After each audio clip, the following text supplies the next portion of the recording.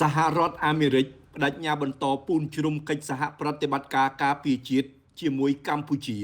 ឲ្យកាន់តែរឹងមាំថែមទៀតនៅវេលាព្រឹកថ្ងៃសុក្រទី14ខែសីហាឆ្នាំ2026សម្ដេចមហាបវរធិបតីហ៊ុនម៉ាណែតនាយករដ្ឋមន្ត្រីនៃព្រះរាជាណាចក្រកម្ពុជាបានអនុញ្ញាតឲ្យឯកឧត្តម Elbridge A. Colby អនុរដ្ឋមន្ត្រីទទួលបន្ទុកគោលនយោបាយនៃក្រសួងសង្គ្រាមសហរដ្ឋអាមេរិកចូលជួបសម្ដែងការគួរសមនិងពិភាក្សាការងារនៅវិមានសន្តិភាព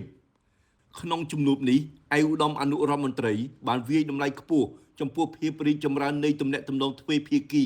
សហរដ្ឋអាមេរិកកម្ពុជាជាពិសេសក្នុងវិស័យការពារជាតិ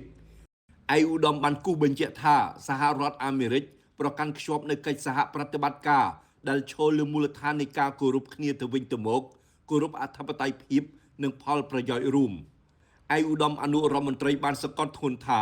កម្ពុជាជាប្រទេសសំខាន់មួយក្នុងភាពជាដៃគូជាមួយសហរដ្ឋអាមេរិកហើយសហរដ្ឋអាមេរិកនឹងបន្តពូនជ្រុំកិច្ចសហប្រតិបត្តិការការពារជាតិជាមួយកម្ពុជាឲ្យកាន់តែរឹងមាំថែមទៀតជាការឆ្លើយតបសម្ដេចបវរធិបតីនាយករដ្ឋមន្ត្រីបានបង្ហាញនូវក្តីសោមនស្សរីករាយចំពោះវឌ្ឍនភាពវិជ្ជមាននៃទំនាក់ទំនងកម្ពុជាសហរដ្ឋអាមេរិករួមទាំងក្នុងវិស័យការពារជាតិសម្ដេចបវរធិបតីបានវាយតម្លៃខ្ពស់ចំពោះការបន្តនៃកិច្ចសហប្រតិបត្តិការជាច្រើនក្នុងវិស័យយោធារវាងប្រទេសទាំងពីរព្រមទាំងបានបដិញ្ញាចិត្តជំរុញកិច្ចសហប្រតិបត្តិការនេះឲ្យកាន់តែរីកចម្រើនថែមទៀតសម្ដេចបវរធិបតីបានសម្ដែងការពេញចិត្តចំពោះវឌ្ឍនភាពនៃដំណើរការត្រៀមរៀបចំសមយុទ្ធយោធាឆ្មាំអង្គរ Sentinel ដែលគ្រោងនឹងធ្វើឡើងនៅឆ្នាំ2027ក៏ដូចជាការបន្តកិច្ចសហប្រតិបត្តិការលើការពង្រីកសមត្ថភាពរបស់កងទ័ពកម្ពុជាសម្ដេចបវរធិបតីបានសង្កត់ធ្ងន់ថាសមយុទ្ធនិងការបណ្ដុះបណ្ដាលមិនត្រឹមតែពង្រឹងសមត្ថភាពប៉ុណ្ណោះទេថែមទាំងជាស្ពានកសាងមិត្តភាពជិតស្និទ្ធរវាងកងទ័ពនៃប្រទេសទាំងពីរ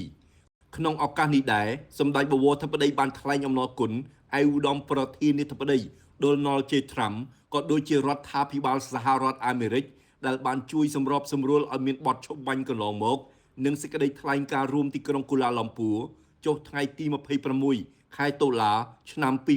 2025ព្រមទាំងបន្តយកចិត្តទុកដាក់ចំពោះការកសាងសន្តិភាពរវាងកម្ពុជានិងថៃមុននឹងបញ្ចប់សម្ដេចបវរធិបតីបានជម្រាបជូនឯកឧត្តមអនុរដ្ឋមន្ត្រីនៃក្រសួងសង្គ្រាមសហរដ្ឋអាមេរិកអំពីការវិវត្តថ្មីនៃស្ថានភាពព្រំដែនកម្ពុជាថៃដោយបានគូសរំលេចអំពីការបដិញ្ញាចិត្តនិងជំហររបស់កម្ពុជាក្នុងការប្រកាន់យកការដោះស្រាយបញ្ហាព្រំដែនដោយសន្តិវិធីដោយផ្អែកលើច្បាប់អន្តរជាតិនិងអនុលោមតាមអនុសញ្ញាសន្ធិសញ្ញានិងកិច្ចព្រមព្រៀងនានាដែលមានស្រាប់រវាងប្រទេសទាំងពីរ។